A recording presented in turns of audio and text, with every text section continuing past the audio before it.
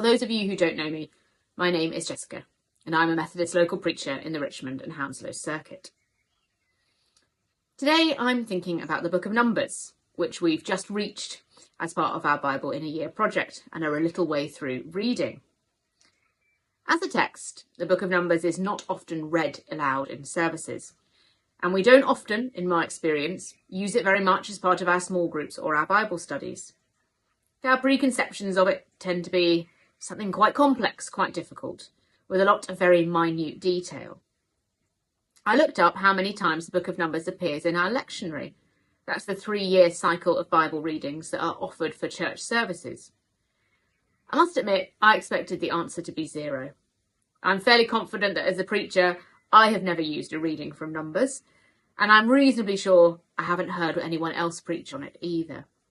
I was once asked to use a passage from it as part of a holiday club, but that was very, very unusual. But it does actually appear 5 times as an Old Testament reading in the lectionary, and that includes a passage from Numbers 6 that actually you may well be familiar with. It contains some very famous words that are often used as a communion blessing and have been sung at a lot of weddings. I know that I, as a singer, have certainly sung it at many, many weddings, and you may well have heard it too. The Lord bless you and keep you. The Lord make his face to shine upon you and be gracious to you. The Lord lift up his countenance upon you and give you peace.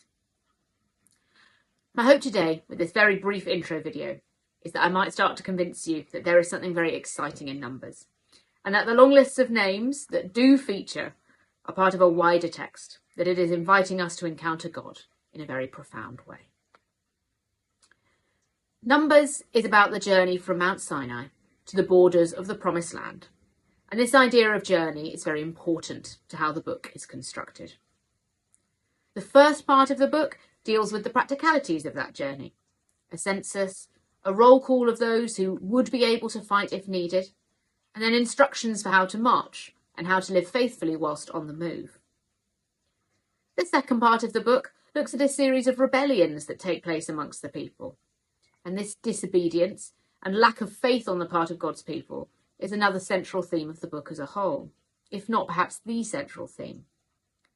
The third section starts with another census, with a view to entering the Promised Land, and then continues in the last 9 chapters of the book to give instructions for the Israelites living in the Promised Land. So there is a significant amount of detail and instruction, and the 2 censuses occupy an important space in the text. But there are also more explicit moments of teaching and encounter that anchor us perhaps in a more recognisable spirituality. There's that beautiful blessing we have heard from chapter 6. And later in the book, we won't have read this yet, even if we're up to date with the reading schedule, we get to the story of Balaam and his talking donkey, which is theologically very rich and is this kind of teachable moment. The accounts of rebellion also draw out this broad scriptural theme of man turning away from God and towards destruction.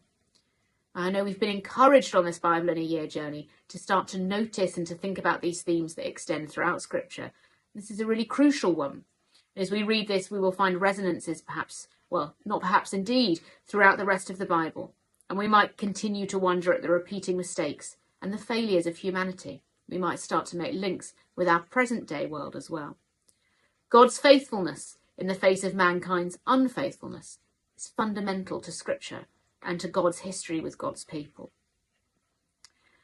I think it is very important to remain in touch with what has been the case in Exodus and Leviticus also, which is that the Israelites are having to forge a strong sense of identity and community under extremely adverse circumstances, as slaves in Exodus and then as travellers.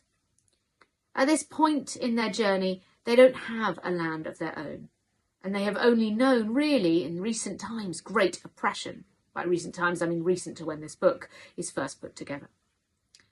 The detailed instructions around daily living that we encounter in these books are ways to strengthen and keep in mind the relationship between humankind and God, and act as tangible and secure reminders of God's presence with them during times of great chaos and uncertainty. They offer order and identity when the world is raging around them. It's very easy, I think, with a modern lens, to interpret these rules as oppressive, but I wonder if there is another way to look at them. as a framework for feeling safe, known, and part of God's kingdom. So I would really encourage us not to dismiss these passages, but to see that there's a real depth and profundity to them, and there is the potential for resonance in our own lives too.